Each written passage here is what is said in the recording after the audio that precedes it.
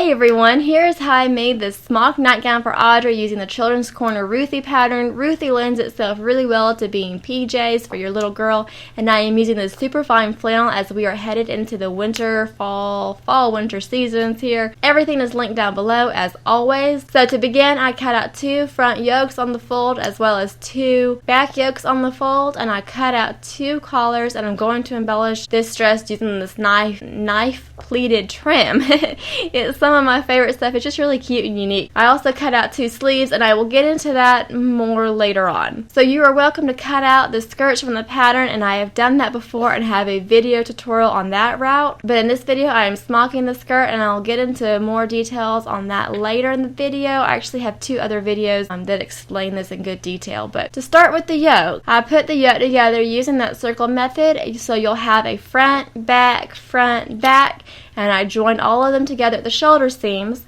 and then you can open the shoulder seams and iron them down. And when you fold the back yokes onto themselves, you can see how the front of the dress is going to come together. For now, I'm just ironing the yokes together, and then I move on to the collars. I sewed that pleated trim onto the collar first, and then I put the collar right sides together with its lining and sew the 2 together, with the previous stitches holding that trim down facing up. And I sewed just inside those previous stitches. Then I sewed the collar right sides out and gave it a good ironing before attaching the collar to the yoke. I pulled the yoke lining out of the way and pinned the collar to just the yoke, not that lining. And I base the collar in place first, and then I fold the yoke lining onto the yoke, kind of making a sandwich collar, if you will. And then I sew around that neckline again from one center back all the way around to the other center back. And then I clip those curves really well, and I turn the yoke right sides out. I take my time giving everything a really good iron in here.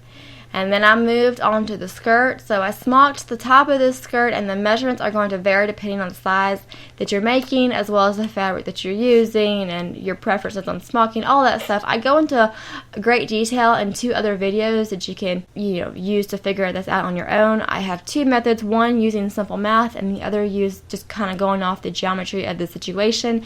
Check both of those out, and if you have any questions, by all means, I will be happy to answer them down below in the comments. So once I had my skirt pieces all pleated and blocked, then I turned under the facing on the front of the skirts under about like a 1.25 inches, and then sewed along that line, and then turned it again another 1.25 inches or so. Sorry, Henry is sucking on his fingers. At this point, my skirt pieces are all ready to be sewn on, and I can set them aside until after I sew on the sleeve. So here's what I'm talking about that sleeve. I thought of this sleeve treatment after I'd cut out the sleeve. So here I'm adding a strip of fabric, something around 2 inches or so. But had I thought of this treatment before I cut out my sleeves, I would have just extended that sleeve, so I didn't need to add a seam at the bottom of my sleeve, but such is life. So after sewing on my little strip, then I ironed the raw edge under and sewed that into place. And yet this means I'm going to switch from my beloved white thread. Just an FYI, in case you're in a similar boat and don't have a lot of bobbins, you can actually wind another thread right on top of that previous thread. Just an FYI. So I sewed down that folded edge, and then I sewed about 3/8 away from that, and this creates a casing that allows me to put a piece of elastic in there to cinch down the wrist area. So I thread the elastic through using a safety pin. I sew down one side, and then I continue to push that elastic through until it pops out to the other side, and then I sew that side down. And from there, I put 2 rows of gather stitches in the top of the sleeve, and having 2 rows of gather stitches really helps to keep your stitches from going crooked on you when you sew over top of them later on. And then I just gather that sleeve up, and before attaching it, I turn under the raw edge of the yoke lining and iron that down in place. And then I pin the sleeve to the armhole, making sure that those folded edges of the yoke lining stay folded. If you're new to my channel, I just like to save all this hand sewing till the end, but of course it's sewing you to you. If you want to hand sew right now, just go ahead and do that if it makes you happy. So then I sewed the sleeve to the dress, and after I was done sewing, I trimmed up that seam and ran a zigzag over to enclose those raw edges. Then I pulled out that visible gathered thread and sewed the side seams together using French seams, and I have a detailed video on French seams that is linked below. So bear with me on this hem. I'm actually going to show two options.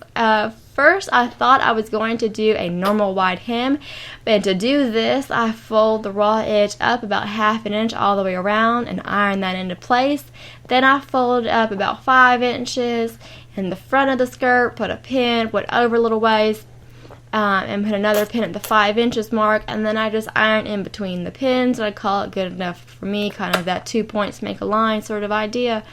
So there are two ways to fold up this hem with the facing, and basically one leaves a gap at the side of the skirt and the other leaves a gap at the bottom of the skirt, and I prefer the method that leaves the gap at the bottom of the skirt. So I sewed all the way around the skirt, and then to make that little bottom facing hem area a little neater, I double threaded a needle. So I put both ends of that thread through a needle, so, double threading a needle, and then that allows me to secure my thread without using any knots and no tails to hide, so it's just super quick and easy. Then I whip stitch from the lining fabric to the outer edge of the fold. So basically I'm just being careful that I don't want to go to the right side of the dress. I'm just staying like kind of inside those two fabrics. I'm sorry if I'm getting tongue twisted here. I'm not the really best at using my words, but just see what I'm doing, and if you have any questions, let me know. Then I tie off by creating a loop, going through that loop twice, and setting my needle in between the lining and fabric so those thread tails will be hidden. So then I tried this on my growing girl, and it was super short. So basically I ripped out all of that work and instead ripped two 6.5 inch strips. So basically you're lucking out on two hem treatments in this video because Audrey has just been growing. And the fabric that I'm ripping from, this is 60 inches wide, so that means that I'm working with about 120 inches here after I sew the strips together. And then I sew the Henry, you're making noise in the microphone, sweetie. And then I sew the edges of the ends together with right sides together, and after trimming up that seam, I turn this whole thing right sides out. And after ironing the strip together, then I put 2 rows of gather stitches through both layers of fabric. And then I draw out those gather threads, and now I've got myself a ruffle. And I set this ruffle aside and I grab my dress so I can sew this trim at the bottom of the dress. And then I take my ruffle and pin that into place, adjusting the gathers so they are evenly distributed. And then I sew the ruffle to the dress with the previous stitches of the trim facing up so I can go just inside those stitches. And finally, I serge the edge. Yes, I know serging little tailor's clothes is not a habit for me, but the seam was getting rather bulky, so I just went for it. And there you have it, a smocked nightgown using CC Ruthie pattern. I hope this video was helpful. If y'all have any questions, please leave them in the comments below, and I will do my best to answer them. And as always, guys, I appreciate y'all for watching, and I hope to catch y'all next time.